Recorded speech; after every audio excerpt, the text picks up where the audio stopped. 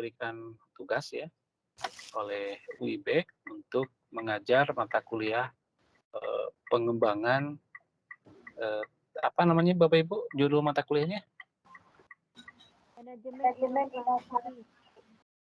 Iya, manajemen inovasi teknologi pendidikan ya nama mata kuliahnya itu.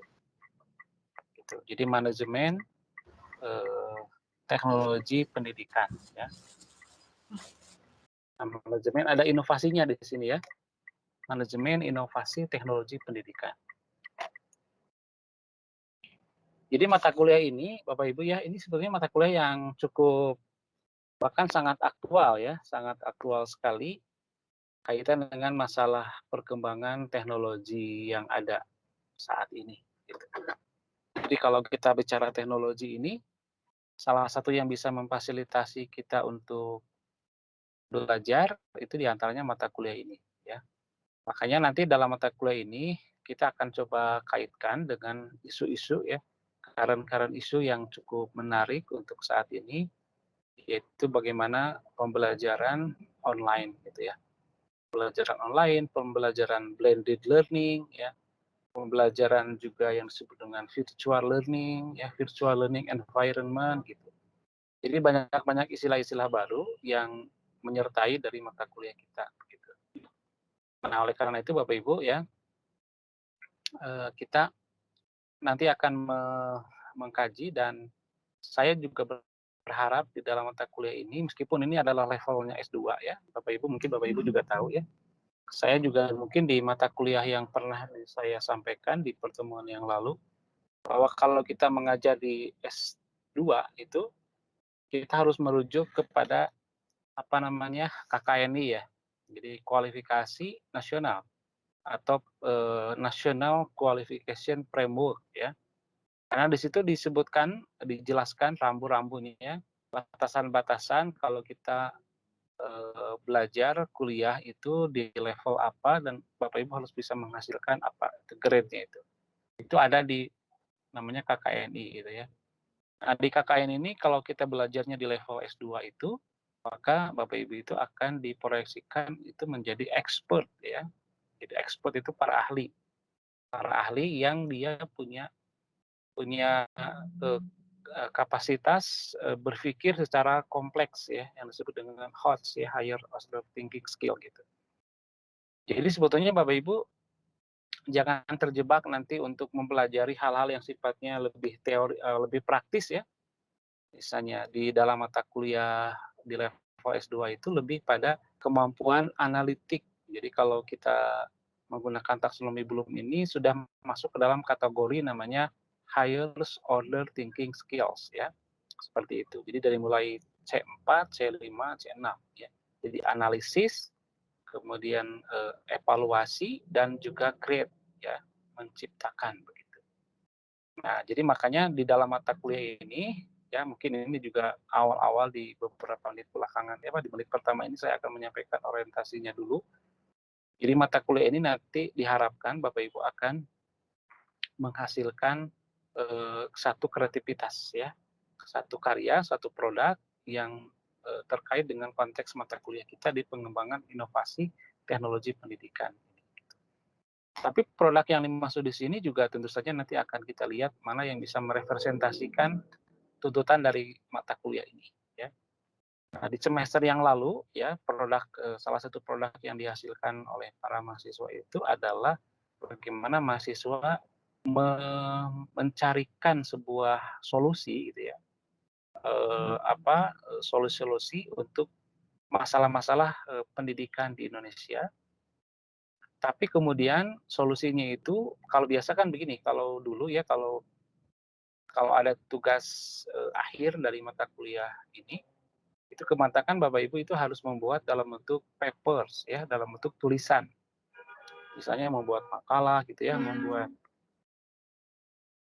artikel begitu. Nah, kalau sekarang ini untuk mata kuliah kita tidak membuat itu, tapi Bapak Ibu nanti harus mengaktualisasikan kemampuan solusi Bapak Ibu itu melalui media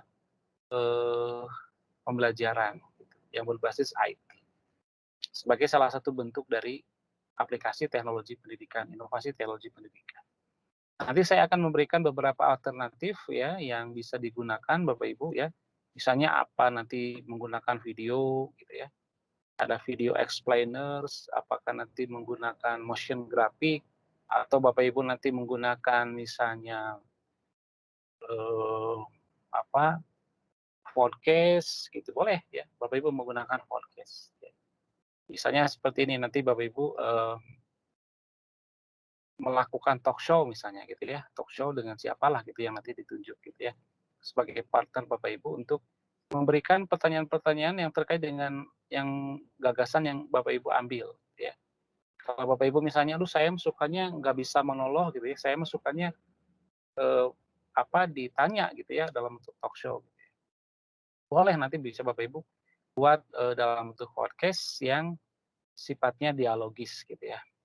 Sama kayak misalnya Bapak Ibu nonton sekarang tuh ya, nonton Eee eee, podcast-nya Deddy Corbuzier misalnya kan gitu ya.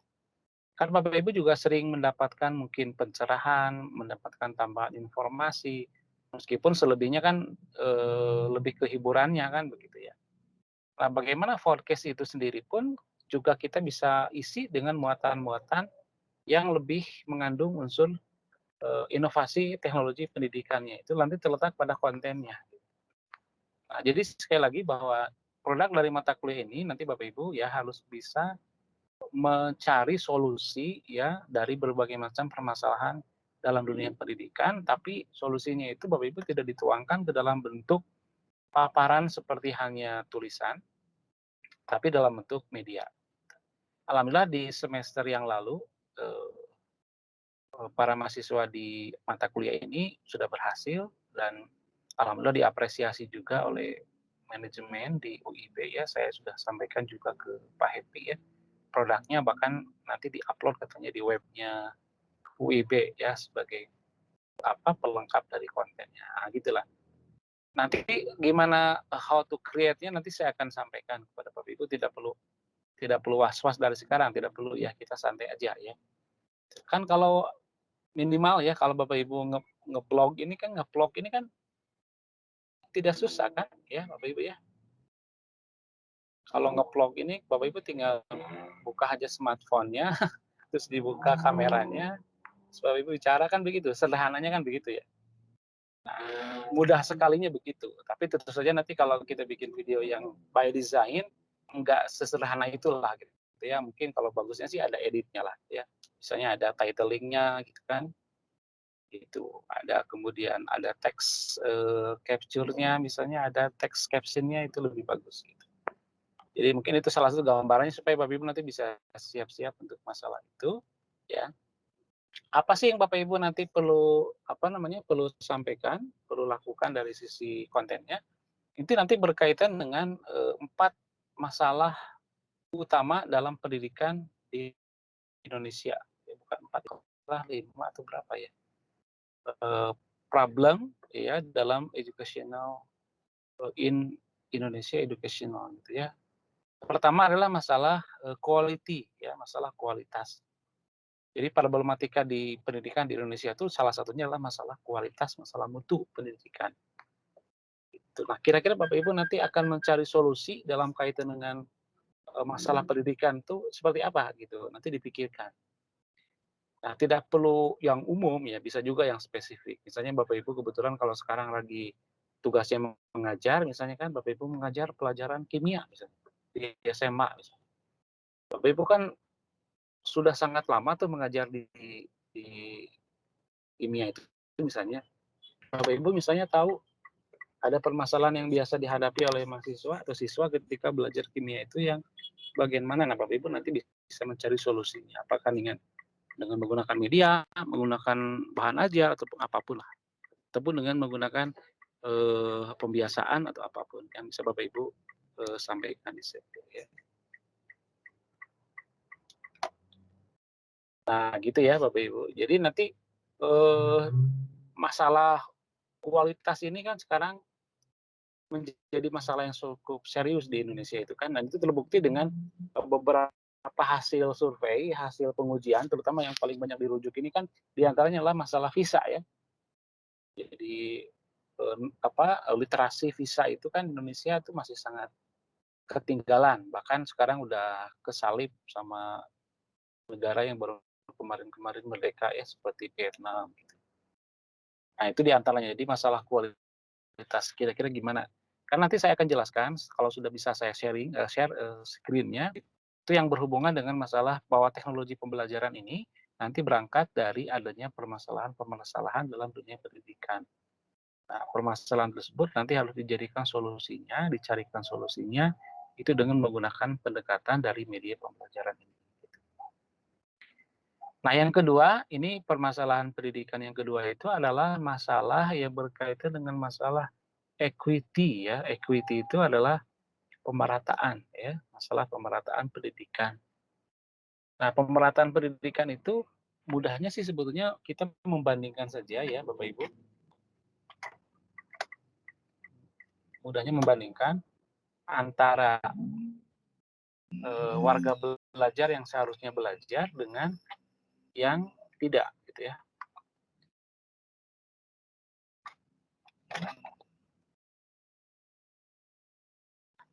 Jadi warga belajar yang seharusnya sekolah tapi tidak, itu kan nanti dilihat dari lama belajarnya istilahnya itu ya. Lama belajar. Saya break dulu sebentar ya, mau ke tol.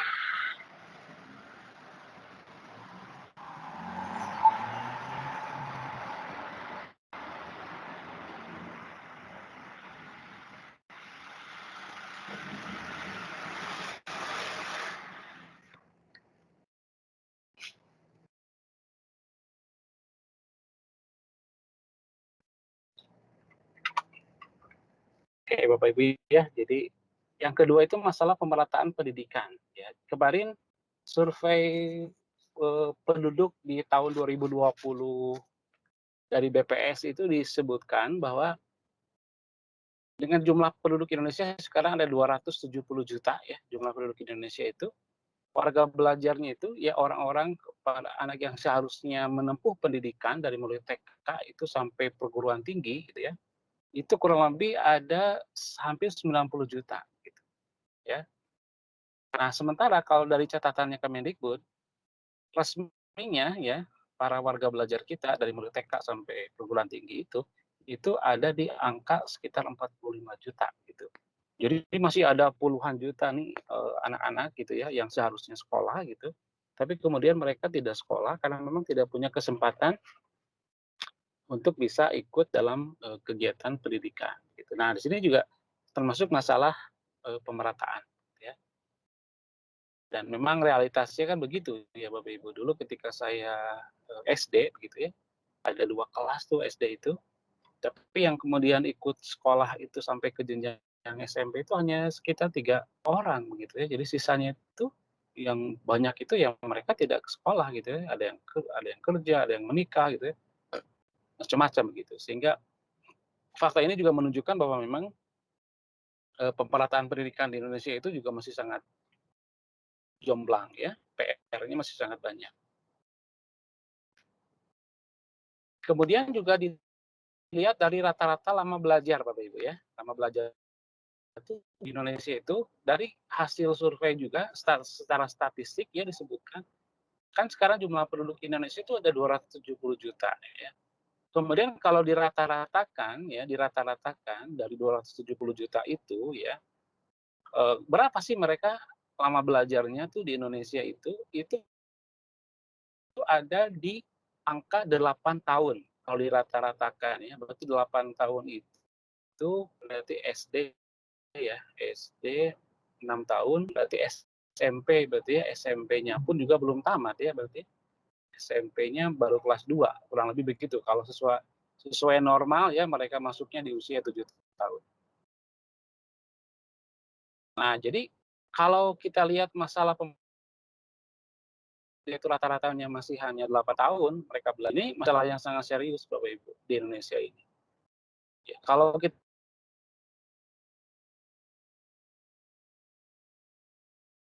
sarjana gitu ya sudah 80%. Di Korea itu sekarang udah 85% ya penduduknya itu sudah sarjana gitu ya. Jadi wajar kalau kemudian sumber daya manusianya pun juga tumbuh berkembang pesat ya. Banyak produk-produk teknologi yang dihasilkan dan mendunia gitu. PPP-nya, income generate-nya juga sangat tinggi. Jadi memang negaranya kualitas pendidikannya juga sangat tinggi. Nah, oleh karena itu nanti Bapak Ibu bisa mencermati juga ini kira-kira bagaimana sih solusi dari sisi teknologi pendidikan itu untuk bisa mengatasi masalah yang berkaitan dengan masalah pemerataan. Nah, salah satunya kan sebetulnya dengan PJJ sebetulnya kan gitu. Dengan pendidikan jarak jauh ini salah satunya yang bisa menjadikan solusi untuk masalah pemerataan pendidikan.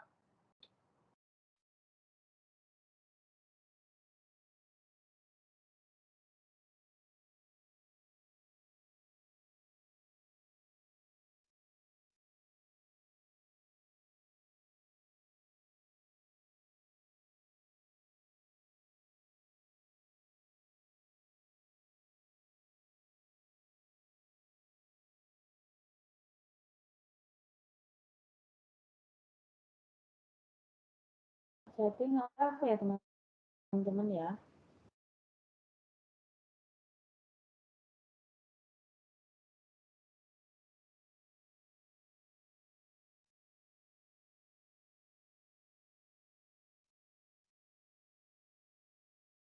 Suaranya hilang.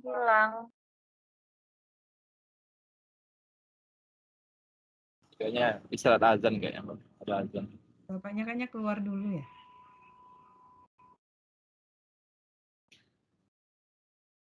Bu Wirda belum masuk, Bu ya? Udah masuk. Udah. Ini, Bu siapa? Bapak Ibu udah kirim tugas Bu Tri belum ya?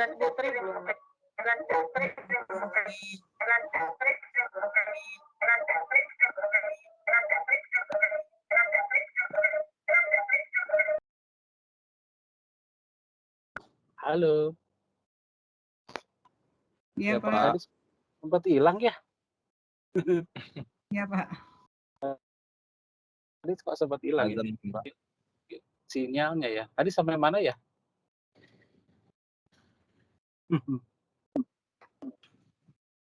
Sampai mana? Baik, equity Pak.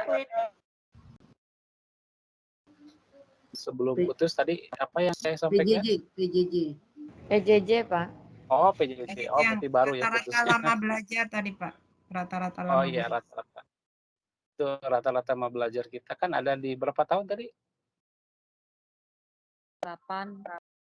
8 tahun ya, itu rata-rata lama belajarnya. Nah, nanti ya Bapak Ibu nanti dicarikan nih dengan menggunakan pendekatan teknologi pendidikan itu inovasi apa yang kira-kira bisa mengatasi masalah lama belajar ini ya. Gitu. Nah, salah satunya sebetulnya dengan PJJ nanti, pendidikan jarak jauh, distance learning ya. Nanti kita bicara yang disebut dengan ODL ya, Open Distance Learning gitu ya. Kita akan bicara tentang itu bagian dari teknologi pendidikan.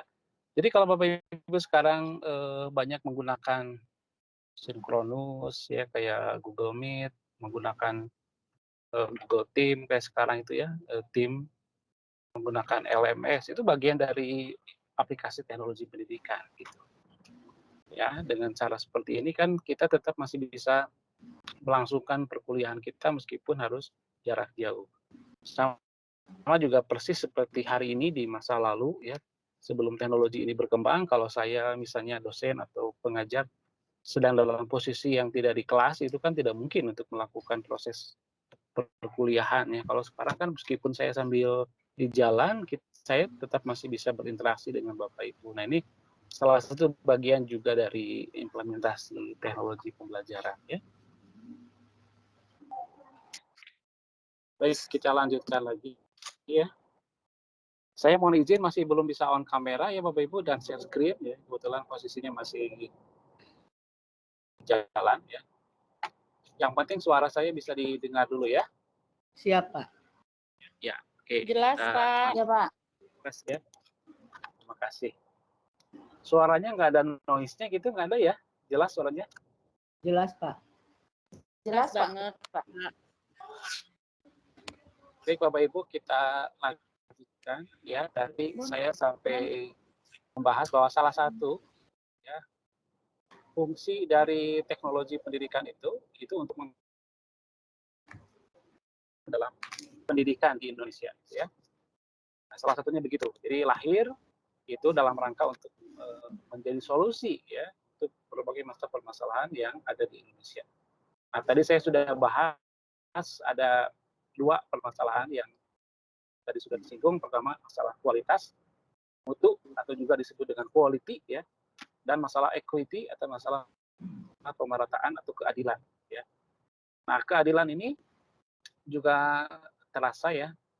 Kenapa sih kemudian ekuitas ini juga menjadi masalah serius di Indonesia? Salah satu ketika musim penerimaan siswa baru ya, beberapa waktu yang lalu, ketika pemerintah menerapkan apa namanya zonasi itu ya, ya kan banyak yang kemudian menolak ya gitu. Tidak mau. Kira-kira apa ya alasannya kenapa begitu? Kan yang kemudian paling banyak alasannya ya kalau saya misalnya menyekolahkan anak saya di daerah yang paling dekat dengan sekolah yang paling dekat dengan rumah saya, sementara sekolahnya itu tidak memenuhi kriteria yang bagus gitu kan, itu yang kemudian menjadi kekhawatiran para orang tua untuk tidak mau menyekolahkan anaknya di tempat yang paling dekat ketika mutu sekolahnya juga masih kurang bagus. Jadi reaksi-reaksi yang muncul di permukaan ketika zonasi itu menunjukkan bahwa memang pemerataan pendidikan di Indonesia itu belum terjadi secara baik begitu. Kalau misalnya sudah sangat baik tes ya, dimanapun sekolah gitu ya, mau di bahkan mungkin anaknya dekat dengan rumah kan begitu bisa terjaga efisiensi juga dari sisi biaya, tidak perlu mengeluarkan ongkos yang besar begitu.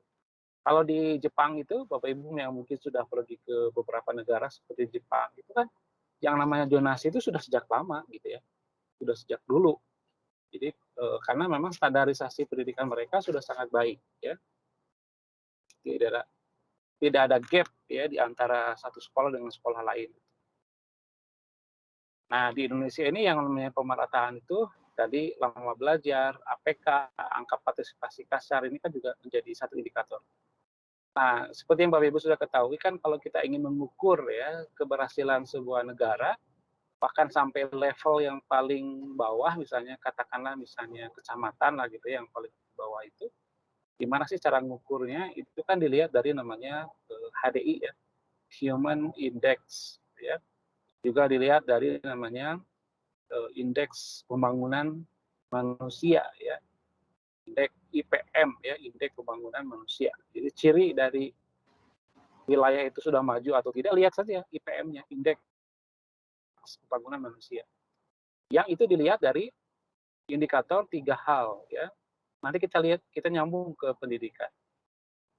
Jadi dilihat maju tidaknya sebuah negara termasuk wilayah, region seperti misalnya provinsi sampai ke kabupaten kota. Pertama adalah dilihat dari lama hidup ya. Ini berkaitan dengan kesehatan ya. Lama hidup berkaitan dengan kesehatan, kira-kira mereka itu seberapa lama hidupnya ya, kesehatannya apakah dia terjamin atau tidak, itu yang pertama masalah kesehatan.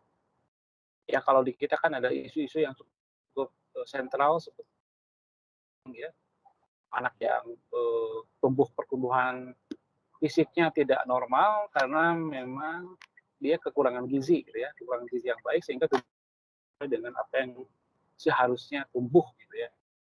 Belum lagi masalah gizi buruk apalagi banyak di beberapa daerah. Sehingga kesehatannya menjadi menurun. Kemudian yang kedua adalah terkait dengan daya beli ya, kemampuan ekonomi masyarakat, daya beli. Semakin tinggi daya beli masyarakat maka semakin bagus menunjukkan kadar tingkat ekonominya juga baik. Nah yang ketiga ini yang kaitan dengan kita itu adalah kaitan dengan masalah pendidikan. Nah pendidikan itu indikatornya adalah tadi lama belajar, gitu ya, lama belajar. Nah lama belajar ini tentu kalau di kita ada aturannya kan gitu. Pendidikan itu ada yang formal, informal, non formal. Tidak mesti juga lama belajar kan berarti yang dimaksud adalah formal gitu, sekolah gitu ya. Tidak begitu juga gitu ya. Jadi yang disebut dengan lama belajar itu termasuk juga kalau misalnya anak belajarnya persamaan gitu ya, atau penyetaraan paket A, paket B, paket C itu juga termasuk kategori diakui bahwa dia sudah mengikuti proses pembelajaran di sekolahnya. Nah, seperti itu ya. Jadi pendidikan itu nanti dengan begitu banyak permasalahan yang dihadapi, maka bagaimana kemudian solusinya bisa diberikan dalam konteks teknologi pendidikan. Nah, tetapi nanti kita lihat Bapak Ibu di dalam slide saya itu ya, nanti akan kita bahas bahwa sejauh mana sih area yang bisa kemudian dijangkau ya oleh teknologi pendidikan ini gitu ya. Dalam konteks inovasi yang dihasilkan dari teknologi pendidikan itu apakah semua permasalahan pendidikan bisa dijawab dengan pendekatan inovasi teknologi pendidikan atau memang tidak gitu ya. Atau memang ada batasannya ya atau memang tertentu saja gitu. Nah, Bapak Ibu nanti kita lihat dari sisi terminologisnya bahwa ada dua hal yang nanti akan kita bedakan ya. Yang pertama adalah educational technology atau teknologi pendidikan. Yang kedua adalah instructional technology, teknologi pembelajaran. Nah, di sini di dunia itu memang ada dua istilah yang berkembang. Ada educational technology sama instructional technology. Nah, pendekatannya Bapak Ibu nanti kita akan lihat secara detail bahwa fokus dari pendekatan yang bisa dijadikan pendidikan itu tidak bisa dijawab dengan teknologi pendidikan gitu ya. Tidak semua. Karena pendidikan ini kan seperti yang sudah saya sampaikan di pertemuan lalu dalam mata kuliah kurikulum, ada beberapa yang terkait juga dengan mata kuliah ini, bahwa pendidikan ini kan luas ya cakupannya, bahkan juga disebut dengan suprasistem gitu ya, saking luasnya. Karena kan kita punya misalnya komponen tentang pembiayaan khusus kan itu luas juga kan. Gimana tidak kompleks ketika pemerintah memberikan alokasi anggaran pendidikan kita itu sampai kurang lebih berapa ya? 20% dari 3.000 triliun ya, kurang lebih berapa ya gitu ya. Ya, mungkin sekitar 400 triliun misalnya gitu ya. Nah, jadi tidak mudah kita mengelola anggaran yang besar dalam konteks pendidikan itu, maka kita perlu mengelola dari sisi budgeting manajemennya. Kemudian juga masalah ketenagaan ya. Kita punya 4 juta lebih para guru. Kita juga punya para siswa ya sekitar tadi itu ya ada 90-an 45 juta para siswa kan begitu. Itu kan mesti kita kelola secara ketenagaan. Belum lagi masalah kurikulum kan gitu. Satu komponen khusus dalam pendidikan yang harus dikelola juga secara serius. Gitu ya. Kemudian belum lagi masalah sarana prasarana yang juga sangat luar biasa, kompleksitasnya tinggi. Nah, jadi pendidikan ini luas begitu. Sehingga apa sih yang bisa dikontribusikan dari teknologi pembelajaran atau teknologi pendidikan itu sebenarnya fokusnya pada permasalahan-permasalahan yang dihadapi oleh para siswa dalam konteks masalah-masalah belajar. Jadi tidak semua, ya sekali lagi tidak semua konteks area pendidikan bisa dijawab dengan teknologi pendidikan. Tapi nanti kita lebih fokus pada bagaimana masalah-masalah yang berkaitan dengan masalah belajar. Ya. Jadi kalau makanya kan di dalam ilmu pendidikan itu kalau Bapak Ibu dulu pernah kuliah di IKIP gitu ya, kan ada jurusan pendidikan administrasi pendidikan gitu ya. Jadi ngurusin masalah administrasi pendidikan. Ada jurusan kurikulum, ada jurusan juga pendidikan luar sekolah ya. Kalau sekarang tuh namanya pendidikan masyarakat ya. Dulu namanya pendidikan luar sekolah, sekarang namanya pendidikan masyarakat ya. Kemudian ada juga pendidikan dulu namanya PLB ya, pendidikan luar biasa. Sekarang diganti namanya, nomenklaturnya menjadi pendidikan khusus ya, PKH, pendidikan khusus. Nah, jadi bidang-bidang itu juga merepresentasikan luasnya cakupan pendidikan di Indonesia. Jadi tidak semua nanti bisa kita cover ya dengan adanya teknologi pendidikan. Maka teknologi pendidikan juga tumbuh berkembang itu menjadi sebuah disiplin ilmu tersendiri gitu ya. Nah, makanya Bapak Ibu kalau kita bicara dimensi tentang teknologi pendidikan itu tidak hanya bicara tentang dia itu sebagai sebuah solusi ya untuk mengatasi masalah pendidikan, di Indonesia, sekaligus bahwa yang namanya teknologi pendidikan itu juga sekarang itu menjadi sebuah profesi ya. Kebetulan saya itu pengurus pusat ya Bapak Ibu, pengurus pusat di satu asosiasi namanya Asosiasi Program Studi Teknologi Pendidikan gitu ya. Singkatannya adalah APSTPI ya. Singkatannya APSTPI. Jadi sebagai sebuah profesi ini sudah cukup maturity-nya sudah cukup tinggi ya.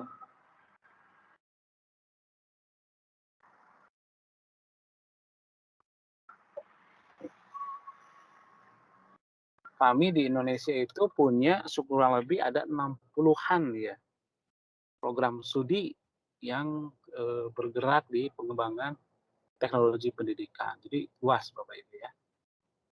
Dan kita selalu mengadakan forum-forum pertemuan untuk membahas mengenai bagaimana sih perkembangan teknologi pendidikan di Indonesia ini. Nah, oke Bapak Ibu ya, kita kembali lagi. Jadi sekali lagi bahwa area dari pengembangan teknologi pendidikan tidak hanya berkaitan dengan pendidikan secara umum, tapi fokus pada area berkaitan dengan pembelajaran. Makanya tadi ya, ada dua kubu sebetulnya di Indonesia saja, Bapak Ibu, di Indonesia aja sekarang ini ada dua kubu ya. Kubu itu maksudnya ada dua area gitu ya. Kalau di tempat saya di Bandung itu namanya teknologi pendidikan, program studi teknologi pendidikan. Tapi kalau di Malang ya, di Malang atau di mana lagi yang saya tahu di Surabaya itu namanya teknologi pembelajaran ya, prodinya itu. Jadi ada perbedaan juga di situ.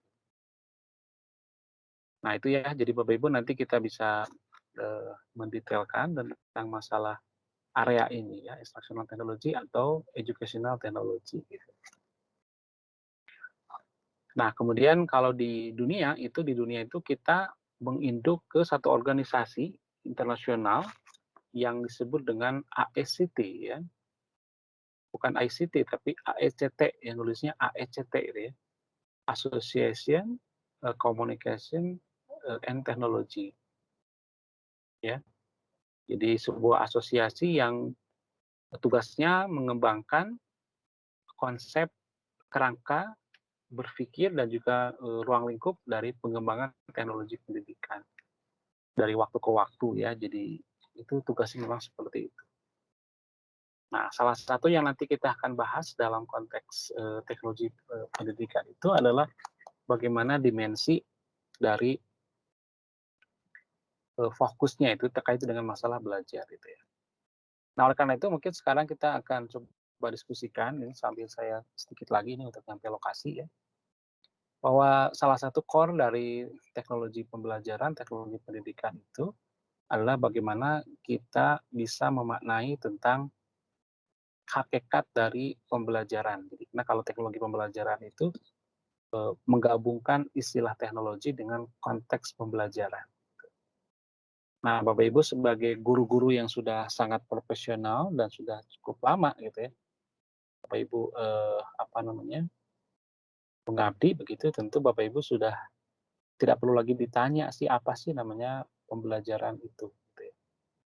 Tapi tidak salah juga kalau saya ingin brainstorming sedikit ya, paling tidak menyamakan frekuensi kita gitu ya tentang apa itu pembelajaran.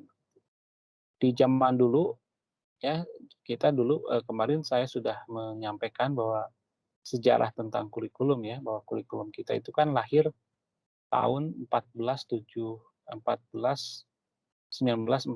ya. Dan sejak saat itu konteks yang kita gunakan, istilah yang kita gunakan dalam praktek pendidikan di lapangan itu yang disebut dengan pengajaran, gitu ya. Pengajaran atau teaching. Nah, sekarang itu di abad ke-21 ya, penggunaan istilah yang resmi dan menjadi sebuah konsensus ya, kesepakatan bersama itu adalah istilahnya pembelajaran atau instruksional gitu. Nah, mungkin Bapak Ibu bisa memberikan tanggapan dulu ya. Kita brainstorming dulu nih. Selama ini yang Bapak Ibu pahami tentang apa itu pembelajaran apa? Pembelajaran itu kalau Bapak Ibu maknai itu kurang lebih artinya apa? Mungkin bisa sharing dulu di sini. Interaksi, Silakan. Pak. Ibu Betty. Pembelajaran, ya. Lengkapnya. Menurut saya pembelajaran itu adalah interaksi antara siswa pembelajar juga dengan peserta peserta didik siswa dengan pendidik dan juga dengan sumber belajar dan lingkungan belajar. Jadi interaksi antara siswa, pendidik, dan lingkungan belajar. Oke, bagus. Dan sumber belajar. Sumber belajar. Jadi bagaimana interaksi antara guru, siswa, dan sumber belajar. Bagus. Oke, jadi kalau menurut Bu Betty itu yang namanya pembelajaran itu penekanannya, stressing itu pada bagaimana interaksi gitu ya. Di antara mungkinnya tiga pihak tadi, pengajar, pembelajar, sama sumber belajar. Oke, bagus. Mungkin ada lagi? Silakan. Yang Saya mau menambahkan? mungkin Iya. analisa, Pak. Iya. Menurut saya, baik Pak, menurut saya pembelajaran adalah suatu aktivitas belajar yang dilakukan agar terciptanya suatu interaksi antar pengajar dan peserta didik untuk mencapai suatu tujuan. Oke, jadi Ibu siapa? Mohon izin. Analisa, Pak. Oh, Bu Analisa ya. Saya soalnya ngebaca HP-nya. Ya, menurut Ibu Analisa tadi ada tambahan juga, ini terkait masalah bahwa interaksi itu poinnya dalam rangka untuk mencapai tujuan ya, Bu ya. Gimana supaya tujuan yang sudah ditentukan, digariskan di dalam pendidikan itu bisa tercapai dengan adanya interaksi guru, siswa, tadi itu ya untuk mencapai tujuan. Oke, bagus. Itu Bu Analisa menambahkan ada tambahan lagi mengenai bahwa itu harus dalam rangka untuk upaya mencapai tujuan pendidikan. Oke, bagus. Oke, mungkin ada yang lain silakan. Ambil sebutkan nama ya. Pak, dengan Dona, Pak. Oke. Ada feedback. Bentar, Pak. Oke, Pak. Ya, silakan. Siapa lagi? Dona. Ibu Dona. Dona, Ya. Pak. Silakan, Bu Dona. Menurut saya pembelajaran itu usaha untuk membuat peserta didik belajar atau suatu Usaha kegiatan untuk membuat peserta didik belajar. Oke. Ya, dan menciptakan kondisi agar terjadi suatu kegiatan belajar gitu, Pak. Oke. Bagus ya, Bu Dona ya. Jadi simpelnya itu kalau menurut Bu Dona itu yang namanya pembelajaran itu adalah upaya untuk terjadinya kegiatan belajar gitu ya. Jadi singkatnya itu seperti itu ya. Jadi pokoknya satu upaya itu kan bisa banyak ya, namanya juga upaya kan, usaha-usaha yang dilakukan. Maka kan nanti dalam konteks pembelajaran itu kan ada strategi, ada metode, ada model, itu kan sangat variatif gitu ya, sangat banyak sekali jenisnya. Itu yang kemudian menjadi upaya-upaya yang dilakukan, termasuk kalau kita bicara sumber belajar tadi yang sampaikan Bu Betty kan banyak juga pilihannya kan. Ada sumber belajar yang kategorinya kan ada 6 kan sumber belajar itu kan ya, dari mulai orang, bahan, teknik, message, lingkungan gitu. Nah, semuanya itu dalam rangka untuk menjadikan para siswa kita untuk terjadinya kegiatan belajar. Itu yang disampaikan oleh Bu Dona itu ya, dan memang kalau kita hubungkan bahwa belajar itu harus ada proses terjadinya interaksi tadi gitu ya, interaksi tadi dengan sumber belajar gitu ya. Oke, bagus ya jawabannya. Saya pikir sudah merepresentasikan tentang konteks belajar itu sendiri, pembelajaran itu sendiri ya. Jadi upaya seseorang itu bisa guru, bisa orang tua, bisa orang dewasa, siapapun ya, untuk ya upaya seseorang untuk mengkondisikan, nah itu ya, untuk mengkondisikan lingkungan ya, supaya terjadinya peristiwa belajar. Itu definisi yang juga banyak dianut oleh beberapa tokoh pendidikan ya, bahwa pembelajaran itu adalah upaya seseorang untuk mengkondisikan agar terjadi sebuah peristiwa belajar itu, yaitu dari Dedrich itu pendapat itu ya. Jadi katanya pembelajaran itu ya simpelnya gimana kita mengkondisikan lingkungan. Ya lingkungan di sini tadi sudah disinggung oleh Bu Betty itu kaitan dengan masalah sumber belajar. Gitu. Ya, bagaimana kita mengkondisikan untuk terjadinya peristiwa belajar. Saya sangat respect sekali dengan apa yang Bapak Ibu sampaikan jawab ini. Karena kalau di zaman dulu kan yang namanya apa sih pembelajaran tuh menyampaikan materi kan begitu kebanyakan ya Bapak ya. Kalau sekarang alhamdulillah sudah tidak lagi begitu jawabannya kan. Apa sih belajar itu? Pembelajaran tuh ya tidak ada satupun yang menjawab pembelajaran itu menyampaikan materi pelajaran, kan bukan begitu. Jadi saya sudah sangat respect dengan apa yang Bapak Ibu jawab tadi ya. Karena esensinya sebetulnya seperti itu. Ya. Nah, kemudian yang perlu juga kita bahas secara detail tadi itu tadi. Jadi ketika pembelajaran itu kita lakukan, maka upaya-upaya yang kita lakukan itu bagaimana mengkondisikan tadi lingkungan tadi. Misalnya contoh nih, kan manusia itu kan pada dasarnya adalah makhluk yang tidak sangat berbeda, bahkan tidak beda sama sekali ya manusia itu dengan dengan hewan ya. Manusia itu tidak sama sekali berbeda dengan hewan gitu ya. Makanya kan manusia itu disebut dengan animal educandum manusia itu ya.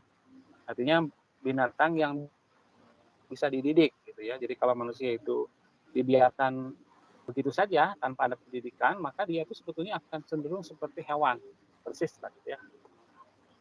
Tapi karena manusia itu bisa dididik, karena dibekali dengan akal, dengan kemampuan berpikir, maka manusia itu kemudian bisa dididik. Ya. Nah, ketika manusia itu ingin belajar secara optimal, maka tentu harus ada upaya-upaya tadi, ya, yang distimulus oleh para pengajar tadi.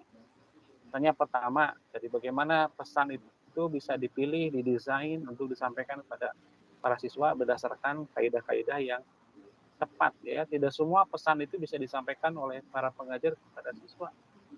Ya, kalau pesan-pesannya itu tidak ilmiah, tidak berdasar, bukan fakta yang benar ya, bukan sesuatu yang bisa dijadikan pegangan, tentu saja tidak boleh menjadi bahan pelajaran buat anak. Gitu.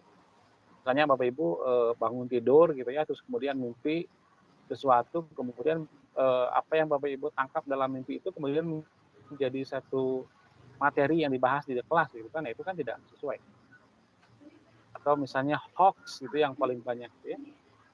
Hoax itu berita-berita yang tidak benar secara faktanya itu kemudian kita jadikan sebagai bahan.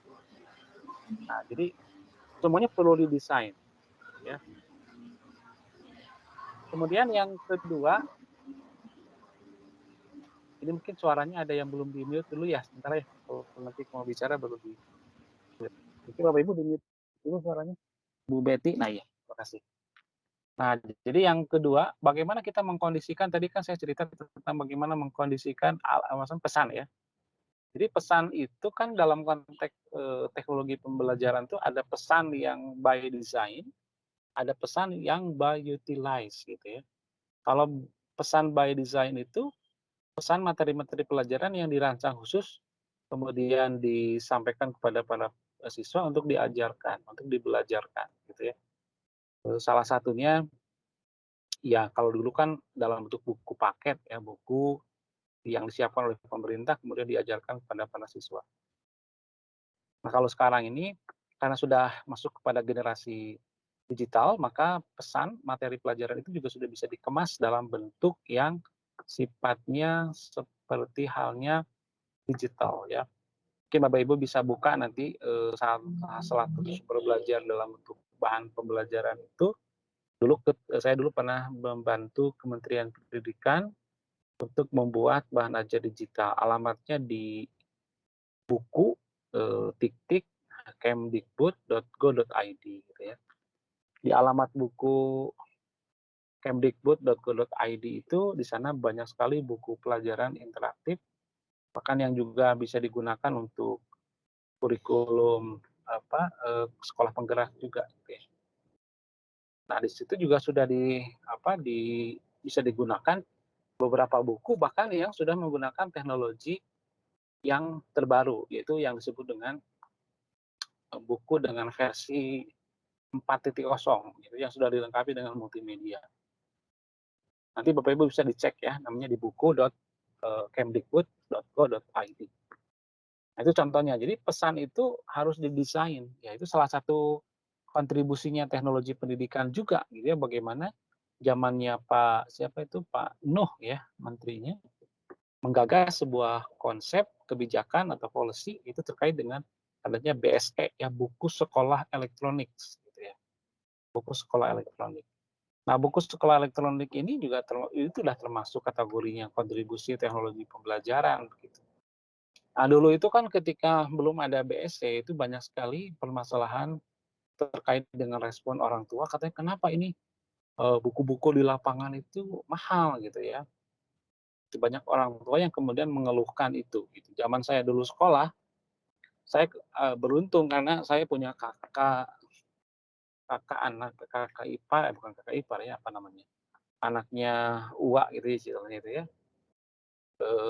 yang satu level di atas saya sekolahnya gitu. Jadi kalau habis semester itu saya tinggal datang aja ke kakak saya, terus saya minta bukunya gitu. Karena bukunya masih bisa dipakai dalam waktu yang lama ya, bisa diturunkan. Gitu ya. Nah kemudian belakangan ini tidak demikian, malah buku-buku itu jadinya harus diganti setiap semester gitu. Jadi orang tua terbebani harus terus membeli buku. Nah dengan cara seperti itu kemudian Pak Nuh saat itu ya mengeluarkan sebuah policy bagaimana buku ini bisa terjangkau dengan mudah oleh orang tua gitu ya. Maka dia buatlah program namanya BSE ya, buku sekolah elektronik gitu ya. Nah, buku sekolah elektronik itu buku biasa ya, komplit kan gitu, dari mulai cover sampai ke daftar rujukan, pokoknya lengkap aja buku biasa. Tapi kemudian diubah menjadi format digital gitu ya. Nah, format digitalnya yang pertama kali diluncurkan ini kan formatnya adalah PDF ya. Jadi file digital portable ya. Bisa dibuka di mana-mana kan, PDF kan kelebihannya begitu. Di semua perangkat bisa dibuka kan, makanya kan disebut dengan multi platform ya, PDF itu. Nah, itu salah satunya bisa dibuka. Kalau misalnya siswa bisa nggak bukanya BSE itu dibuka di smartphone, di HP bisa gitu ya. Nah, saat itu. Jadi fungsinya itu saat itu bagaimana supaya aksesibilitas itu bisa mudah dijangkau ya, buku-buku tidak lagi mahal.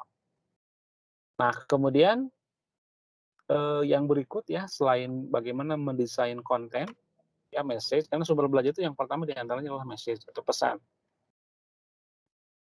Yang kedua adalah alat ya.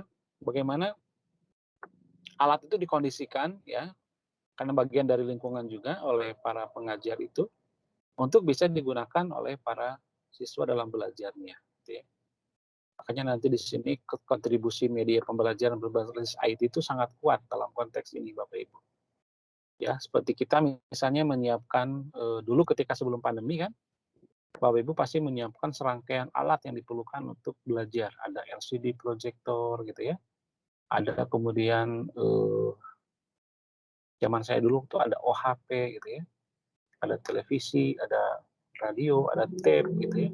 Ada sound system gitu ya, banyak internet gitu. Banyak sekali alat yang harus disiapkan untuk membantu proses pembelajaran para siswa begitu. Nah, kemudian yang berikut selain alat adalah bahan ajar ya, learning material ya, bahan ajar.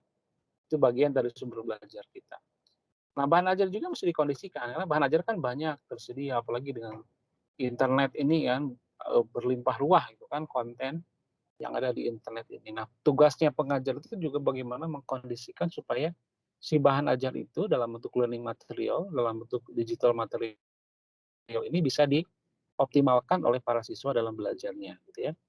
Jadi tidak di-loss, karena kalau di-loss itu ya kemungkinan anak-anak larinya ke game lagi kan begitu ya. Nah, kita perlu mengkondisikan, memilih kira-kira mana yang lebih relevan untuk belajar mereka. Oke, kemudian yang berikut adalah bagaimana juga guru, pengajar mengkondisikan berkaitan dengan masalah lingkungan, ya. Setting dalam konteks bahasa aslinya disebut dengan setting, ya, lingkungan itu. Nah, lingkungan ini ada 2 macam, ada lingkungan juga yang didesain khusus, ada lingkungan yang memang tidak didesain tetapi masih bisa digunakan untuk pembelajaran, ya. Contohnya apa misalnya Bapak Ibu ya, seperti kalau di Bandung tuh ada museum geologi nih yang paling favorit ya di Bandung tuh ya. Mungkin Bu Bu Dona mungkin sama Ibu Betty tahu ya ada museum geologi kalau di Bandung gitu ya. Nah, museum geologi itu kalau kita tanya ke pengembang itu ya, buat apa museum geologi itu diadakan? Mungkin jawaban yang paling utama bukan untuk pembelajaran, bisa jadi kan hanya untuk mungkin hiburan, orang bisa lihat peninggalan zaman dulu gitu ya. Tapi kan sangat bisa dimanfaatkan untuk pembelajaran, termasuk kebun binatang misalnya. Kebun binatang Bandung, kebun binatang Ragunan. Kalau tidak salah di Batam juga sekarang ada kebun binatang ya. Waktu saya ke sana dulu binatangnya belum banyak, pohon-pohonnya belum tumbuh lebat gitu ya. Nah, kalau kita bicara tentang kebun binatang juga, kalau kita tanya ke pengembangnya, yakin saya itu ya bahwa mereka tidak menjadikan kebun binatang itu sebagai sarana untuk belajar, tapi lebih banyak untuk sarana hiburan. Tetapi kalau kita ingin itu kemudian dijadikan sebagai sarana belajar, boleh. Makanya disebut dengan namanya setting yang sifatnya by-utilize gitu ya. Bisa dimanfaatkan langsung tanpa harus dirancang terlebih dahulu untuk digunakan untuk pembelajaran. Kalau perpustakaan gitu ya, nah ini yang disebut dengan setting by design itu kan kayak perpustakaan, kemudian ada museum gitu kan. Museum ini kan lebih lebih didedikasikan kan untuk tujuan lebih utamanya untuk pembelajaran gitu ya. Taman bacaan ya, itu memang didedikasikan untuk kegiatan pembelajaran. Hanya disebut dengan by design. Kalau di Jogja Bapak Ibu kan ada di Jogja itu kan ada taman pintar gitu ya. Di taman di mana di sana ada dipenuhi dengan sarana belajar yang syarat dengan pengetahuan gitu ya. Seperti itu. Nah, di Bandung juga sekarang saya lagi mengembangkan juga merevitalisasi museum ya, pendidikan. Kalau Bapak Ibu main ke Bandung, main ke UPI ya, bisa Bapak Ibu datang ke namanya Museum Pendidikan Nasional ya. Nah, di sana itu ada banyak peninggalan dari mulai masa lalu, masa kini dan masa yang akan datang gitu ya. Nah, itu ya jadi tadi bahwa belajar itu bagaimana upaya ya seseorang dalam konteks ini bisa orang tua, bisa guru, ya, bisa orang dewasa yang bagaimana mengkondisikan lingkungan yang 6 tadi yang saya sebutkan tadi untuk terjadinya peristiwa belajar ya. Itu diantaranya konteks dari yang disebut dengan pembelajaran. Nah, oleh karena itu dari definisi tadi Bapak Ibu ya, dari definisi pembelajaran itu kan tentu saja ada core-nya ya. Jadi kalau kita lihat dalam cakupan dalam sebuah siklikal, bukan siklikal sebuah kontinum gitu. Yang paling luas ini kan konteksnya adalah pendidikan ya. Kemudian di dalam pendidikan itu ada pembelajaran yang tadi sudah kita diskusikan ya. Nah, dalam pembelajaran itu sendiri nanti ada yang disebut dengan belajar ya sebagai inti ya, inti dari sebuah proses pendidikan kan diantaranya adalah belajar gitu. Nah, tadi kita katakan bahwa pembelajaran itu adalah upaya seseorang untuk terjadinya peristiwa belajar. Nah, sekarang saya ingin brainstorming juga nih dengan Bapak Ibu ya. Kalau belajar itu sendiri apa sih maknanya itu? Ada yang mau sharing dulu di sini? Izin Pak. Silakan. Ya, kalau Siapa? menurut saya belajar Diah Pak, Diah Sariningsih. Budia. Oh, Budia. Iya, siap Budia. Ya. Apa belajar itu?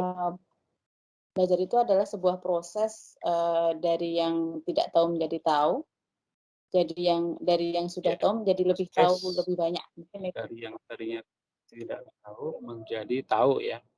Yang sudah tahu menjadi lebih tahu kan begitu ya. Jadi poinnya ada peningkatan ya Bu ya? Ya, ada peningkatan. Oke, Bu Dia, terima kasih dari tadinya tidak tahu menjadi tahu. Ada yang lain mungkin? Ada Pak. Iya. Belajar ada sebuah perubahan yang relatif permanen dalam perilaku atau potensi perilaku sebagai hasil dari pengalaman atau latihan yang diperkuat dengan belajar merupakan akibat adanya interaksi antara stimulus dan respon seseorang sehingga apabila seseorang dianggap belajar itu sudah ada menunjukkan perubahan perilaku.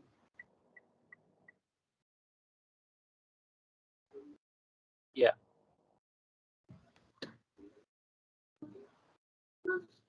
Hilang suaranya ya? Ada Pak, ada Di Pak. HP saya gitu. Ada Pak. Oh, Saya ada. coba Pak chatnya. Ada suaranya? Oke, silakan. Ada Pak, kedengaran. Saya coba kalau Tadi, belajar itu Pak Rio Pak chat. Gimana? Kalau belajar tuh menurut saya suatu kegiatan untuk memperoleh ilmu pengetahuan dan ilmu pengetahuan dan menguasai hal-hal tertentu, termasuk perubahan perilaku Pak, meningkat. Oke, ada peningkatan perubahan perilaku dan menguasai hal-hal tertentu ya. Ya, Pak dan Rio ya. untuk memperoleh ilmu pengetahuan sehingga dia bisa menguasai hal-hal tertentu dari memperoleh dari yang tidak tahu menjadi tahu gitu Pak. Jadi pertama dia harus memperoleh ilmu pengetahuan dulu. Dengan ilmu pengetahuannya itu dia bisa mengetahui itu Pak. Menurut saya itu. Oke, bagus ya. Saya Pak. Jadi Pak Rio tadi sudah jelaskan. Silakan tambahan lagi. Saya Pak Purwati Pak. Menurut saya belajar adalah suatu proses Ya, silakan, Bu. Belajar, menurut Silakan. saya Pak ya, belajar adalah suatu proses di mana tingkah laku diubah atau ditimbulkan melalui praktek atau latihan, Pak. Oke, jadi ada penambahan juga nih, bahwa adanya penambahan pengetahuan, perilaku itu diakibatkan karena ada sebuah praktek dan latihan ya.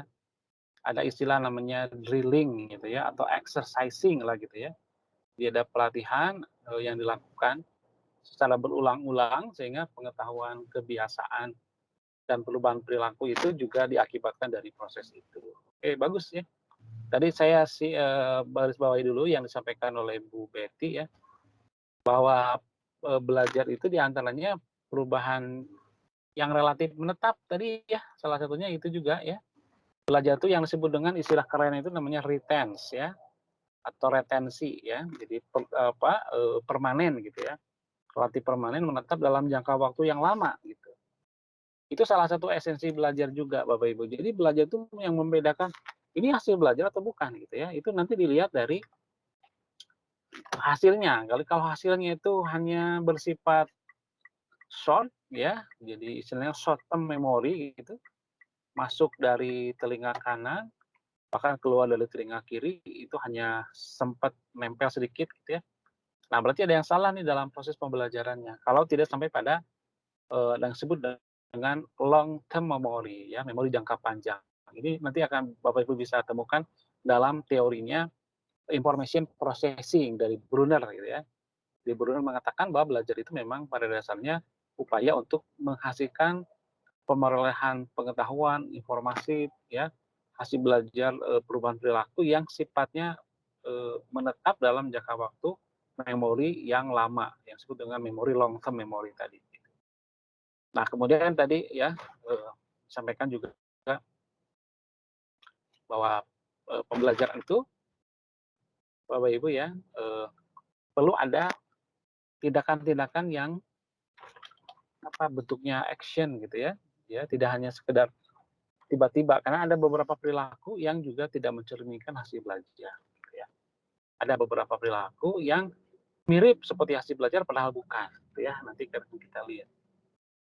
Oke, saya izin untuk share screen terlebih dahulu untuk materi kita ya.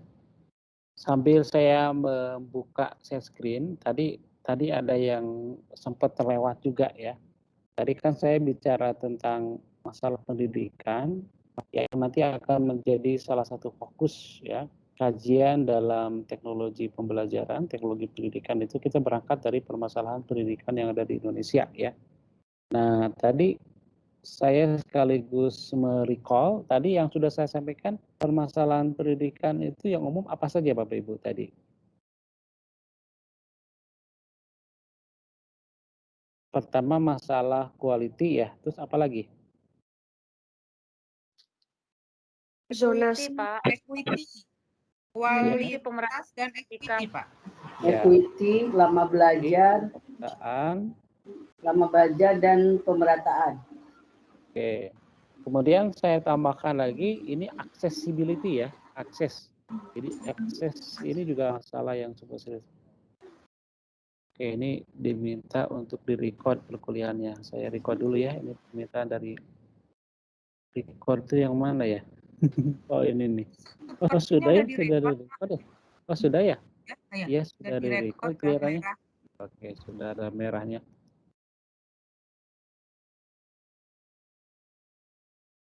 Baik, kita lanjutkan. Saya share screen dulu, ini sudah terbuka.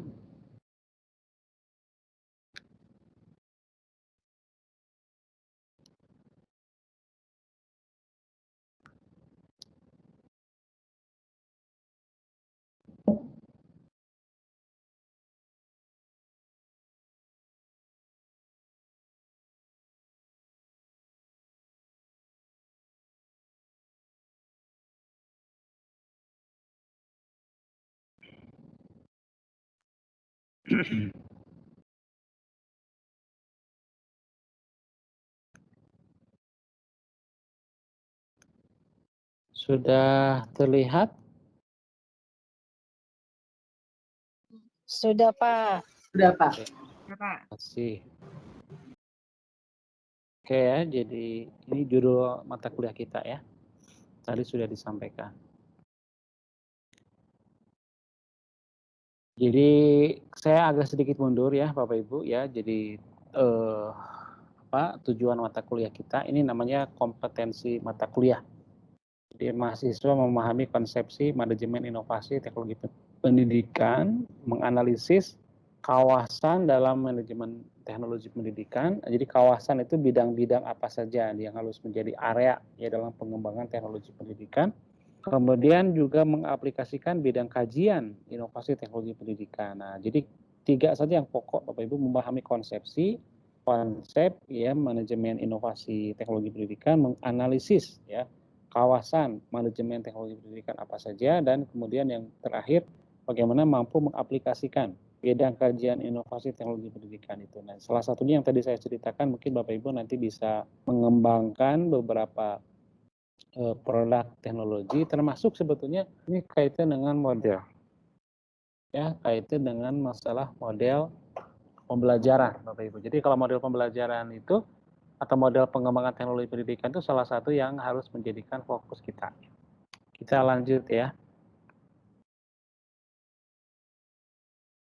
Nah, jadi kalau teknologi pendidikan ini, kan dalam mata kuliah ini coba kita lihat Bapak Ibu ya, dari sisi etimologis ya. Mata kuliah ini kan ada berapa nih? Ada 1, 2, 3, 4 ya, 4 kata kunci, 4 kata yang melengkapi dari mata kuliah kita. Pertama adalah manajemen, kedua inovasi, ketiga teknologi, yang keempat adalah pendidikan. Ya, tentu masing-masing punya arti dan makna tersendiri. Masing-masing juga punya kajian yang juga tidak simpel, tapi juga cukup luas. Apa itu manajemen, apa itu inovasi, apa itu teknologi, apa itu pendidikan. Saya pikir ini juga cukup luas konteksnya ya. Nah, dalam kaitan dengan teknologi itu sendiri, ya, teknologi itu sendiri, Bapak Ibu, teknologi itu kalau dilihat dari sisi definisinya itu berasal dari bahasa Yunani, yaitu namanya tekne, ya. Jadi teknologi itu berasal dari bahasa Yunani, yaitu dari kata tekne dan logos, ya. Tekne artinya cara, pengetahuan, keahlian, keterampilan, gitu ya. Jadi tekne artinya adalah cara, pengetahuan, keahlian, keterampilan. Sedangkan logos adalah ilmu. Nah, jadi dari sini kita bisa mengambil satu arti ya, bahwa teknologi itu adalah ilmu yang mempelajari tentang cara, pengetahuan, keahlian, dan juga keterampilan tertentu. Gitu. Jadi kalau teknologi tepat guna misalnya, berarti ada cara yang digunakan untuk bagaimana mengembangkan produk itu menjadi lebih tepat guna. Teknologi transportasi misalnya kan berarti cara, pengetahuan, keterampilan yang bisa dikembangkan untuk bisa mengembangkan, mewujudkan, memproduk beberapa kaitan dengan sebuah produk dari transportasi. Sekarang konon katanya transportasi ini yang paling tinggi itu kan teknologinya sudah menggunakan namanya teknologi artifisial gitu ya. Artifisial. Jadi mobilnya tuh sudah namanya smart car gitu ya. Smart car gitu. Ini yang paling tren sekarang. Jadi di mobil itu kita bisa sambil ngobrol gitu ya dengan mobil ya. Kemudian juga mobilnya mungkin kalau dulu ada film apa ya, Kid kalau tidak salah zaman saya kecil ya, ada mobil yang bisa ngomong gitu ya, bisa ngasih tahu ke kita, bisa nolong kita segala macam. Nah mungkin ke depan akan benar-benar terwujud. Nah jadi yang disebut dengan teknologi itu selalu ada kaitan dengan masalah pengetahuan, keterampilan, cara.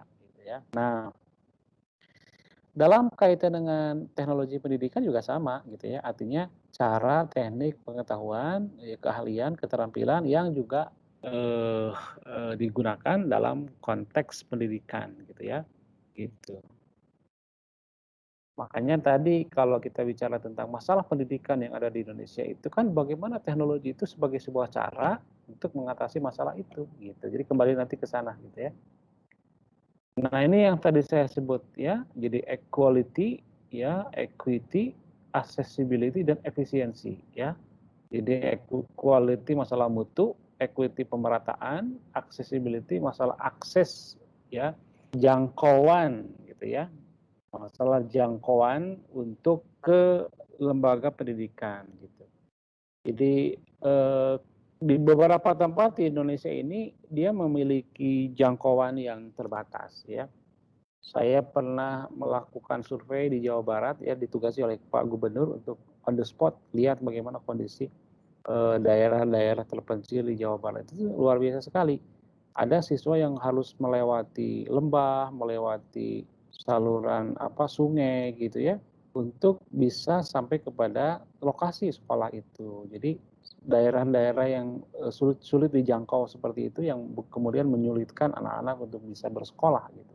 Nah ini juga bukan perkara yang mudah ya, karena Indonesia tadi konturnya secara kontur ini kan sangat beragam kan Indonesia itu ya, ada hutan, ada lautan, ada lembah, ada danau gitu ya, ada dataran gitu, dan secara geografi ya juga ada yang misalnya daerah tadi pegunungan, ada yang daerah industri, ada daerah wisata ya, ada daerah pantai, daerah misalnya pegunungan, kan masing-masing punya keberagaman yang juga berbeda karena memang kita ditakdirkan sebagai negara yang sangat multi ya, multi etnis, multi language, multi etnis gitu ya, jadi macam-macam ya, termasuk multi agama juga kan begitu di kita itu ya. Oke Bapak Ibu, nah di sini tadi yang sudah saya hanya mereview apa yang tadi saya sampaikan, bahwa memang kita punya tujuan, tadi betul di beberapa ungkapan yang Ibu sampaikan tadi, bahwa belajar ini kan dalam rangka untuk bisa mencapai tujuan pendidikan. Betul, kurikulum, ya dalam implementasi pendidikan itu akan melibatkan ini, kurikulum, melibatkan guru, melibatkan siswa, melibatkan sarana, melibatkan kebijakan, biaya gitu. Nah bagaimana semua komponen itu kan di dalamnya kan ada masalah tuh ya. Di dalamnya kan ada masalah-masalah yang terkait dengan kurikulum, guru, siswa, sarana, kebijakan. Kemudian bagaimana masalah-masalah itu harus bisa dicarikan solusinya. Nah, solusi yang bisa dijadikan sebagai referensi dalam kaitan dengan untuk mengatasi masalah-masalah ini diantaranya adalah dengan teknologi pendidikan. Tetapi tadi sekali lagi bahwa tidak semua masalah ini bisa diselesaikan dengan pendekatan teknologi pendidikan. Ya misalnya masalah guru ya kalau gurunya perlu dilatih gitu ya tentang bagaimana meningkatkan kapasitas mereka dalam kaitan dengan literasi, dengan kemampuan profesional di bidang mata-mata pelajaran yang mereka ajarkan, itu bisa dengan pelatihan itu ya pendidikan, teknologi pendidikan bisa menjadi solusi ya. Kalau misalnya masalah siswa ya selagi masalah berkaitan dengan pendidikan pembelajaran bisa. Masalah sarana, kalau kekurangan sarana untuk misalnya aksesibilitas itu bisa juga ya dengan pendekatan teknologi pendidikan. Ya kebijakan mungkin itu juga tidak terlalu connect dengan masalah teknologi pendidikan, kemudian biaya juga tidak terlalu connect gitu ya. Nah di sini nanti ya pendekatan cara, teknik, alat, sarana, prosedur, model, software, bahan. Ini beberapa item-item yang nanti akan menjadi produknya dari teknologi pendidikan ini ya. Itu ini kurang lebih seperti itu Bapak Ibu ya. Mungkin sampai di sini dulu nih. Apakah ada pertanyaan dulu Mbak saya? Silakan dari apa yang tadi sudah disampaikan. Mungkin silakan kalau ada pertanyaan. Nah, silakan. Yang masalah pendidikan yang efisiensi sepertinya belum dini ya Pak. Yang efisiensi ya. Equity, accessibility ya. Yang keempat kan efisiensi. Efisiensi ya, betul. Iya ya Pak. Efisiensi ini apa yang berkaitan dengan efisiensi? Ada yang tahu nggak efisiensi itu kaitan dengan apa biasanya?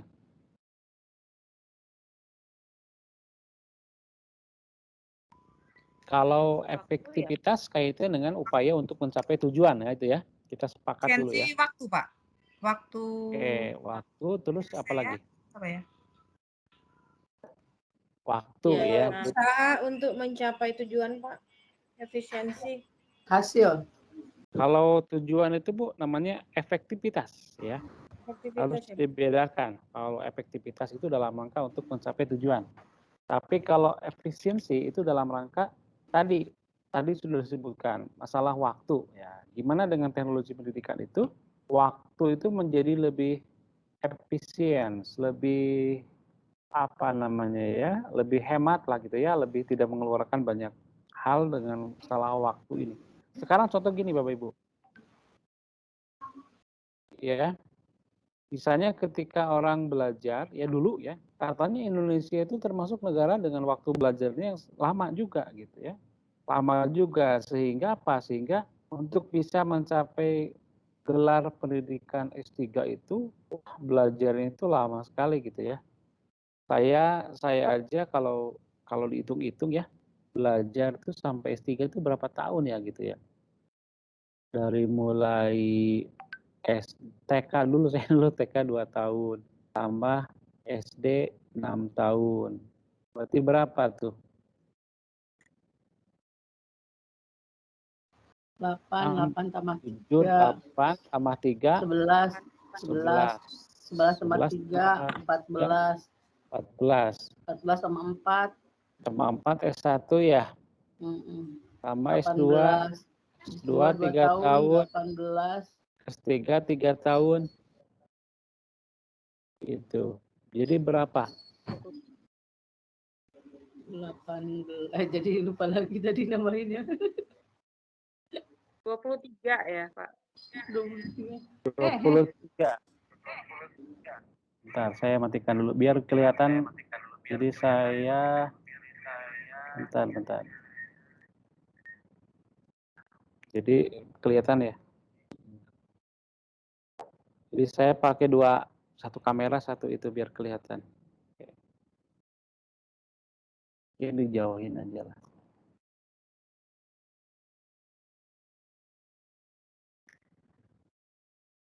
Oke, nah efisiensi ini Bapak Ibu dalam rangka bagaimana supaya dari sisi waktu ini bisa ada penghematan ya.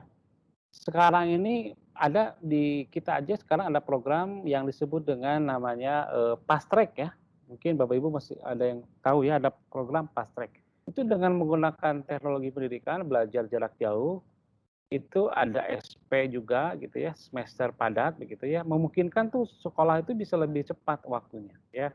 Fast track ini bahkan dalam waktu 3 tahun itu bisa sampai S3. Di UPI aja sekarang ada program fast track gitu. Nah, pola pembelajaran yang dilakukan itu ya tadi pola pembelajarannya itu dengan menggunakan lebih banyak menggunakan penerapan teknologi gitu ya.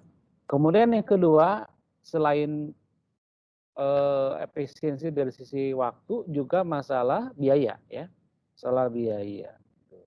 Gitu. Jadi harusnya dengan penggunaan teknologi pembelajaran itu biaya itu lebih efisien, ya tidak terlalu banyak biaya yang harus dikeluarkan.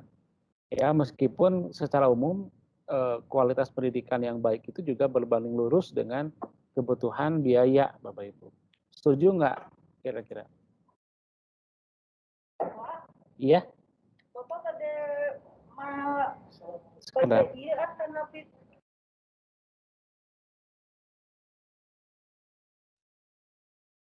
Bapak Ibu bentar ya.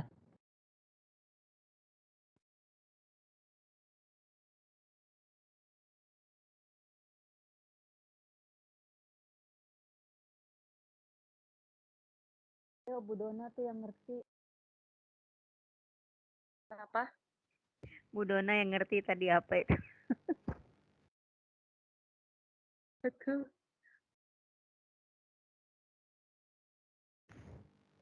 Bu Betty mana? Nggak kelihatan.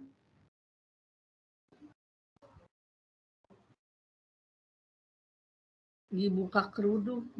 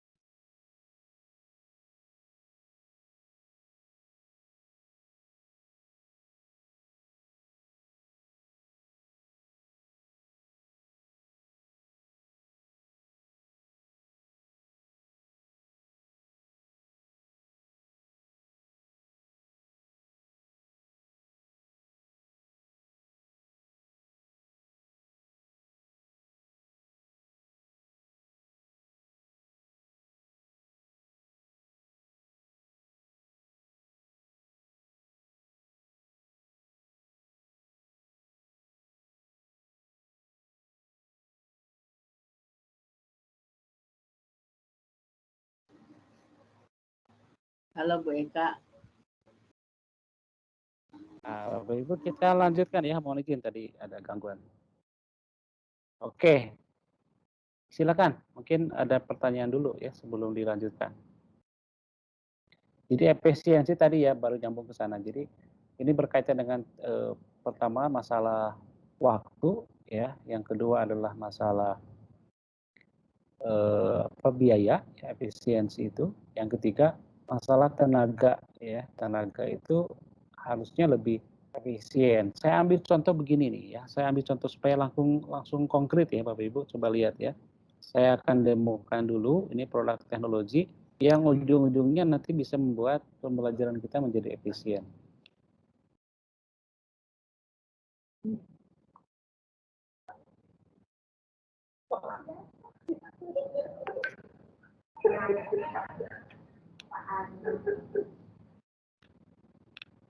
Bentar ya, saya lagi menyiapkan dulu paparannya. Saya inikan dulu ya. Ini suaranya double nggak Bapak Ibu? Enggak Pak. Ya, masih bisa didengar ya, oke.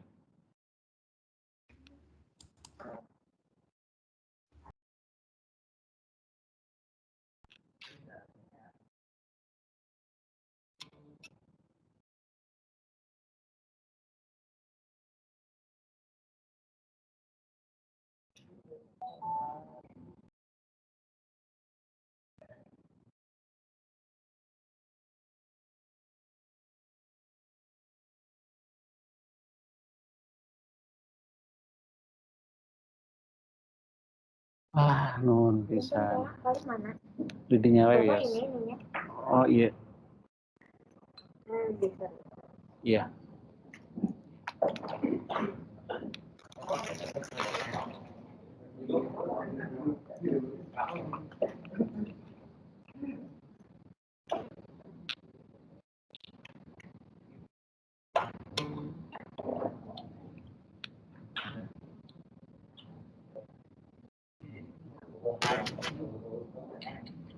Coba kita lihat ya, Bapak Ibu, saya tampilkan lagi. Ini saya lagi ngajar ya, menggunakan teknologi namanya Smart Class. Bapak Ibu ya, silakan nanti dicermati video itu. Nanti saya akan tanya hasil analisa Bapak Ibu ya, dari sisi efisiensi, oke ya. Baik, Bapak Ibu sudah kelihatan ya. Nah ini tadi kalau dilihat dari, nah ini ya coba kita lihat ya. Jadi salah satu problem di perguruan tinggi itu untuk mata-mata kuliah yang umum ya, namanya MKU ya. Mungkin Bapak Ibu juga ada ya, kalau di S2 itu memang relatif tidak terlalu banyak MKU-nya. Kalau S1 tuh banyak sekali ya, kayak mata kuliah Pancasila, mata kuliah, kalau di kami itu ada pengantar pendidikan gitu ya, itu harus diberikan oleh kepada semua mahasiswa gitu.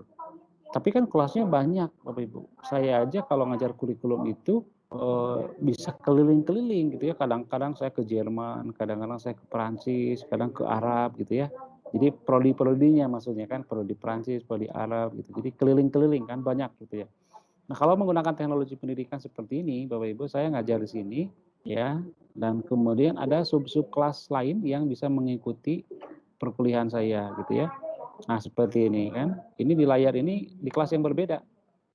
Ya, kelas yang berbeda. Bahkan mahasiswa juga bisa melihat di ruang yang terbuka ya, tidak harus dalam kelas menggunakan smartphone mereka gitu. Nah, jadi dalam konteks ini tadi yang saya sebutkan, teknologi pembelajaran juga bisa memberikan efisiensi ya, dari waktu, tenaga, termasuk biaya kan begitu. Seperti contoh misalnya Bapak Ibu, kenapa sekarang ini salah satu universitas terkaya juga di Indonesia itu diantaranya adalah universitas terbuka gitu ya. Universitas terbuka itu kaya raya gitu ya, padahal mahasiswanya ribuan gitu ya, ratusan ratusan ribu ya. Karena memang mereka investasinya kan tidak ke fisik gitu ya, mereka tidak harus membangun gedung-gedung yang bertingkat gitu, yang banyak di tiap daerah kan. Cukup ada namanya UPPJJ, tapi juga mereka bisa menggunakan tempat belajarnya juga lebih fleksibel. Nah, gitu ya. Jadi mungkin clear ya Bapak Ibu, ini contohnya teknologi pendidikan itu juga bisa memberikan kontribusi dalam kaitan dengan masalah efisiensi. Gitu ya. Gitu. Ini contohnya. Clear ya Bapak Ibu ya? Oke. Oke, Pak. Smart class. Itu namanya smart class ya, ruangan smart class gitu. Oke. Ada pertanyaan lagi? Iya. Mau nanya, Silakan. itu yang smart card itu efisiensinya kan dari tenaga gitu ya. Iya. Waktu. Tapi biayanya dengan Dona apanya? Pak? Apanya Bu? Biayanya ada efisiensi juga nggak Pak? Oh iya.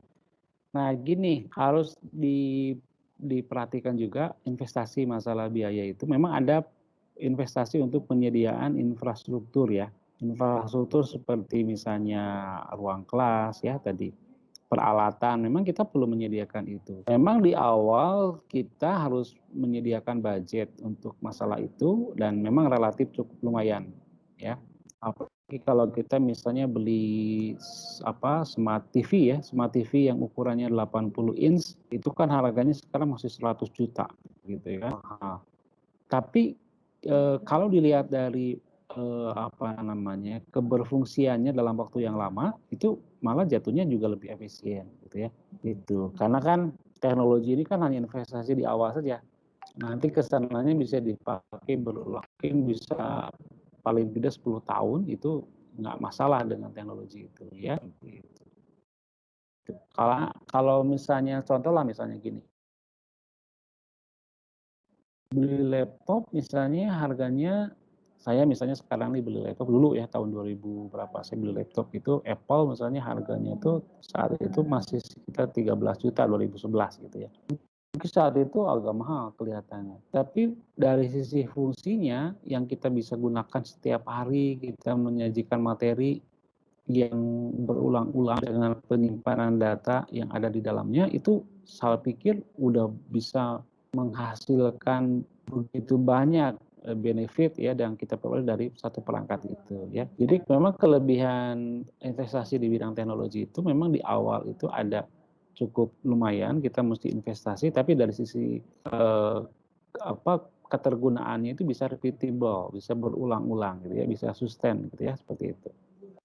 Nah itu ya, Ibu ya. Oke Pak Cepi. Oke, terima kasih Ada ya. Saya pertanyaan, akan Pak Cepi? tambah. Iya, Dengan smart class atau semacam smart board atau smart class iya, itu, iya, apakah cocok digunakan di SMA? Maksudnya kalau di perguruan tinggi mungkin agak ini ya, istilahnya iya, bisa tidak menyentuh masalah-masalah yang masalah perilaku dan segala macam, itu kan iya. sudah agak lepas. Nah, kalau untuk anak-anak yang level SMA ke bawah dengan smart class ini apa ada kemungkinan cocok atau tidak gitu? Iya, betul, betul. Pertanyaannya bagus ya. Bentar saya coba aktifkan kameranya supaya kelihatan. Nah, kelihatannya saya ya. Oke. Nah, Ibu, suaranya nggak double ya? Double nggak? Enggak, Pak. Enggak, Pak. Enggak ya. Oke. Jadi kalau smart class ini sesuai dengan itunya Bu, keperluannya ya. Keperluannya itu gini, kalau dari sisi smart class, jadi kelas yang smart gitu ya. Nah, smart di sini itu diantaranya semakin sedikit melibatkan hal-hal yang sifatnya manual ya. Manual tradisional harus diinput oleh manusia. Tapi smart ini salah satunya bisa automatically ya. Misalnya untuk akses ke dalam smart class itu diantaranya kalau kita masuk ke dalam ruangan itu, kita tidak perlu melakukan absensi secara manual. Misalnya, Budi hadir, misalnya Rita hadir, kan ditanya satu-satu gitu ya. Kalau pakai smart class itu, kalau udah menggunakan teknologinya smart card gitu ya di dalam itu, ya otomatis ketika anak masuk, misalnya menempelkan kartunya di tempat yang dia akan masuk ke ruangan itu, ya otomatis itu sudah mendetek kehadirannya sendiri gitu ya. Itu salah satunya. Jadi itu kalau hal semacam begitu ya sangat cocok juga bisa digunakan di sekolah ya seperti di SMA begitu. Nah, kemudian smart class yang lain itu, ciri yang lain itu adalah ketersediaan teknologi digitalnya itu banyak Bapak Ibu ya. Nah, ini saya mungkin lebih cocok Bapak Ibu bisa lihat video ini. Ini videonya sangat luar biasa yang juga menggambarkan bagaimana sebuah smart class gitu ya yang lebih ideal kelihatannya.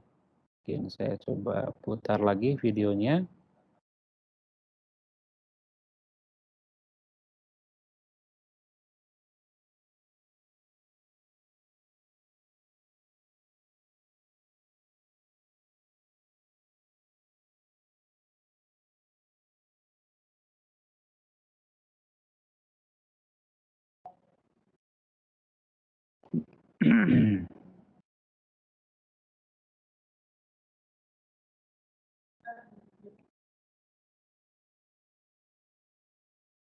Nah, ini ya.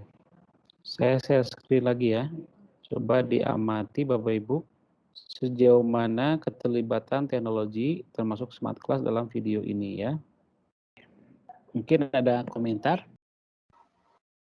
Begini Pak, tapi maaf nih Pak ya, 10 Ya, tahun yang lalu saya kan pernah mengajar di State Bureau Senior High School, walaupun praktek gitu kan di di Amerika tuh. Amerika.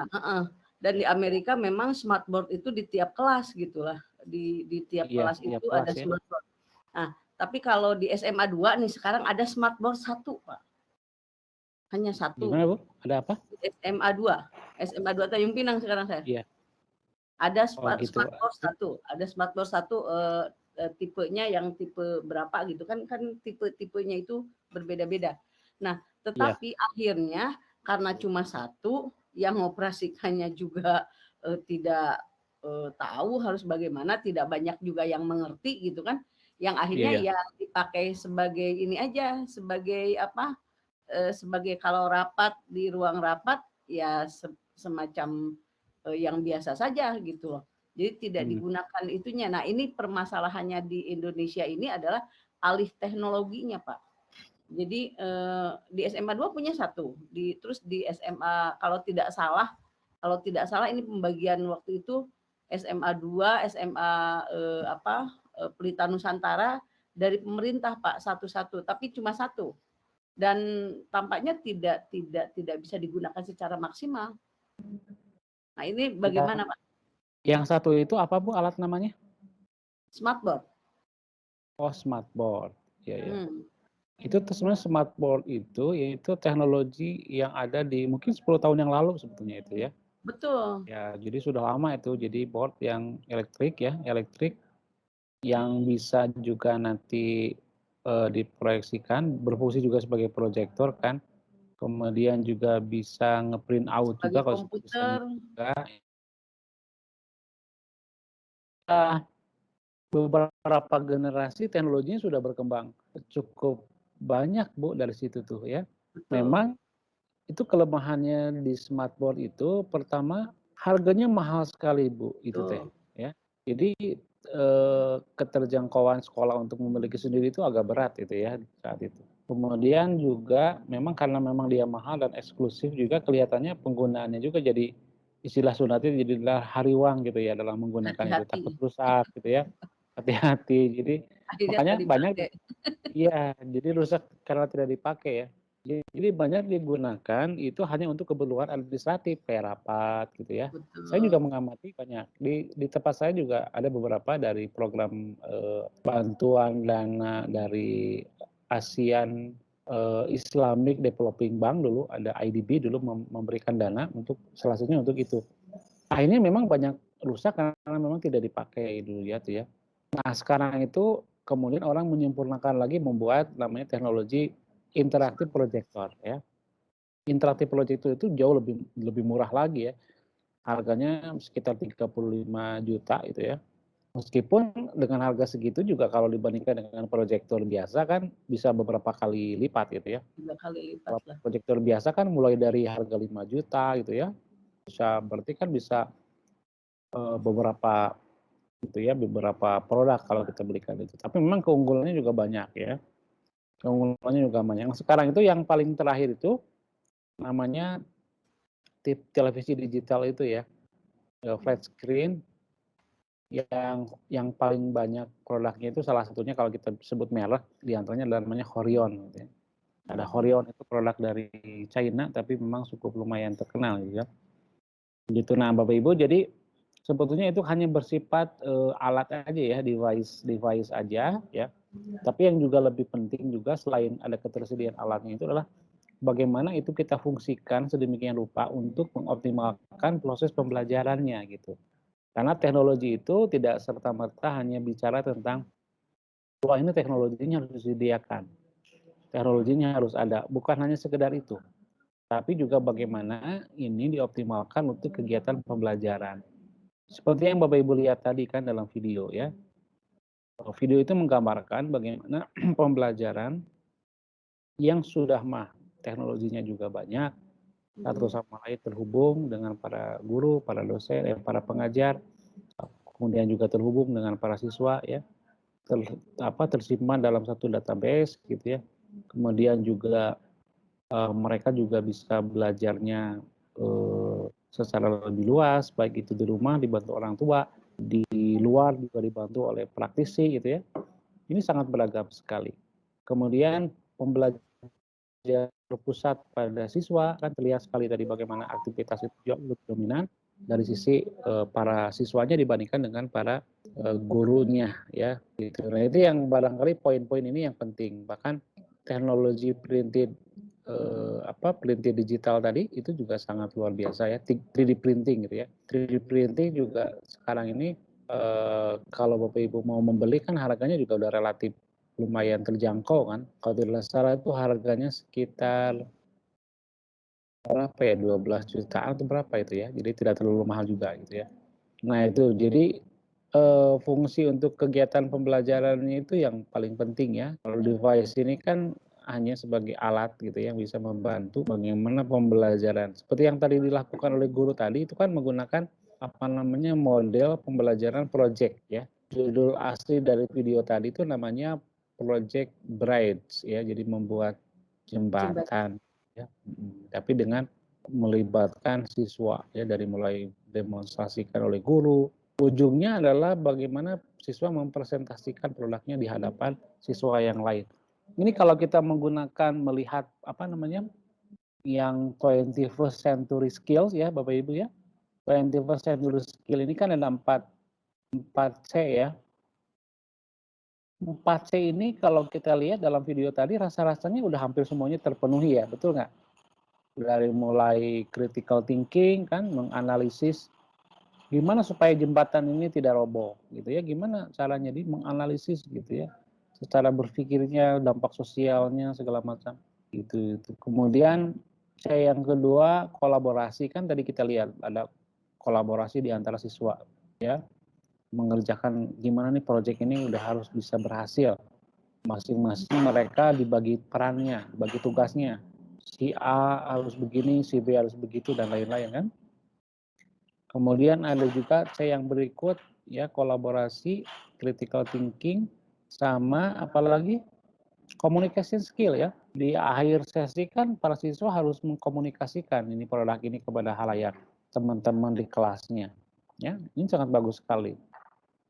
Kemudian yang ketiga adalah creativity, ya, kreatif untuk membuat sesuatu. Dan itu sudah terlihat jelas di dalam produk akhirnya gitu. Oke Bapak Ibu ya, ada pertanyaan lagi? Ada Pak Cepi. Ya, silakan. Ini yang bertanya siapa? Eka Pak. Ibu Eka ya. Bu Eka, mangga Bu Eka. Gini Pak, setiap teknologi itu kan diciptakan pasti ada plus minus. Nah kira-kira smart class ini minusnya di mana ya Pak? Kemudian apakah ini termasuk hypermedia Pak? Itu aja Pak. Oh iya, terima kasih ya. Kalau plusnya itu,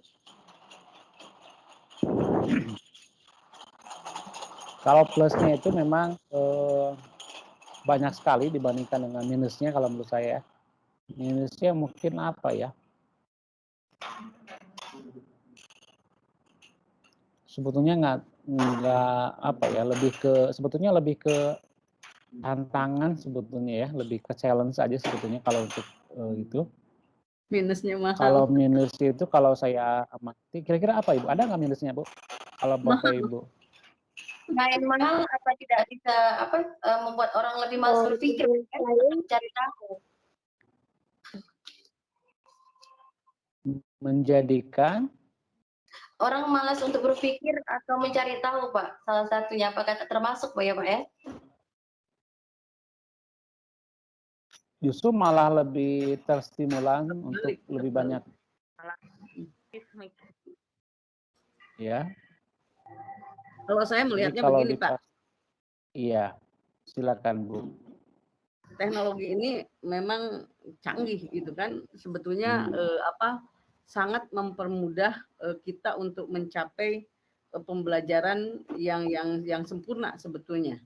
Cuma mungkin minusnya itu ya itu tadi, di Indonesia ini kan masih barang-barang seperti itu masih mahal. Terus kedua alih teknologinya juga karena ada sebuah budaya ya Pak ya, entah bagaimana begitu ya budayanya. Kita ini kalau sudah belajar teknologi ya sampai belajar. Nah penerapannya itu kadang-kadang tidak diterapkan maksimal atau bahkan di-share teknologinya ke orang lain itu agak-agak susah kalau sudah ada pelatihan dari satu guru misalkan di-share, sehingga akhirnya itulah kalau kata saya kelemahannya cuma itu masalah mahal dan alih teknologi aja mungkin Pak yang jadi masalah. Iya. Kalau mahal itu sebetulnya kan mungkin apa ya? Ya bisa juga sih kelemahan juga, tapi bisa juga sebetulnya lebih ke tantangan untuk kita punya daya beli ya. Kalau misalnya gini, kita coba bandingkan ya apple to apple, misalnya kalau misalnya contoh nih ada permainan sekarang ini lagi musim games. Itu kalau dilihat dari apa sih kelemahannya atau kekurangannya atau karena ya kelemahannya lah gitu ya. Itu mungkin kita bisa melihat ada banyak aspek kelemahan yang terjadi ketika orang bermain game. Misalnya bisa melemahkan daya pikir misalnya gitu kan, membuat orang ketagihan gitu ya, menjadi edik gitu ya. Kemudian dari situ mereka jadi ketergantungan. Nah, itu kan kelemahan-kelemahan yang sangat terasa gitu ya.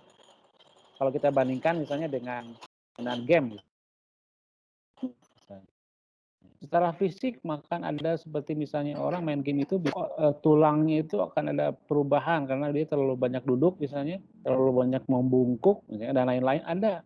Jadi sifat-sifat kelemahan-kelemahan yang nyata terlihat baik psikologis maupun secara psikis gitu. Nah, jadi kalau misalnya kita berhubungan dengan ini biayanya masih mahal, nah, mungkin lebih ke bagaimana challenge untuk ke depan supaya ini harganya lebih terjangkau gitu ya. Kalaupun misalnya kadang-kadang begini, sesuatu itu dikatakan mahal juga jadi relatif gitu ya. Sebetulnya pada saat kita memadai dari sisi finansialnya, mungkin kadang-kadang itu tidak jadi mahal. Ya. Tapi kalau misalnya kita bicara dampak negatif gitu ya dari sisi itu, mungkin salah satunya tadi. Kalau saya amati memang kalau smart class ini dampak negatifnya itu saya pikir tidak terlalu ada yang sangat menonjol lah gitu ya. Lebih kepada tantangan yang ada di dalamnya supaya kita bisa mengoptimalkan itu. Termasuk tadi kalau Ibu menyebut dengan istilah tepat Ibu tadi daya guna apa tadi itu? Apa tadi itu? Alih-alih teknologi ya. Nah, alih teknologi itu kan lebih ke bagaimana memfungsikan teknologi itu kepada tempat yang semestinya gitu kan ya. Itu lebih ke berfungsiannya gitu kan teknologi itu. Itu juga termasuk lebih kepada tantangan. Kenapa kemudian banyak teknologi yang baru itu kok kemudian tidak optimal dalam penggunaannya? Mungkin tantangannya adalah bagaimana supaya bisa melakukan berbanyak, gitu ya, ada pembinaan yang teknis, hal semacam begitu yang mungkin harus diperhatikan gitu ya.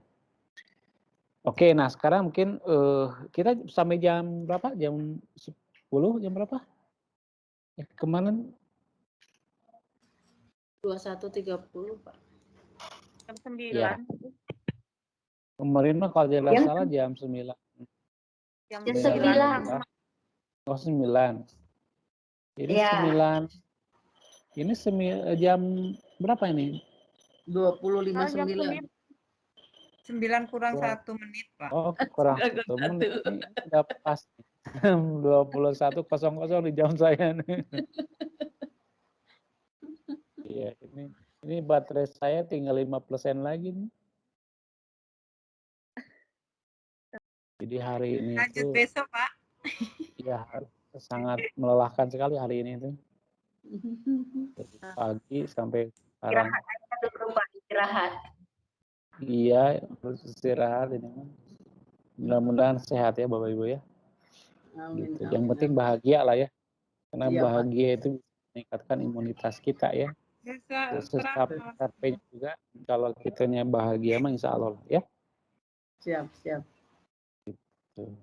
Jadi kita lanjutkan besok ya seperti biasa jam berapa ya, jam 8? 9, Pak. 9, Pak. Ya, jam 8 lebih 59 menit.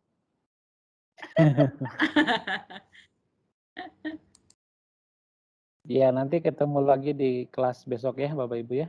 Ya. Selamat beristirahat semuanya. Semoga sehat ya. Terima kasih, Pak. Terima kasih. Assalamualaikum warahmatullahi wabarakatuh. Waalaikumsalam warahmatullahi wabarakatuh.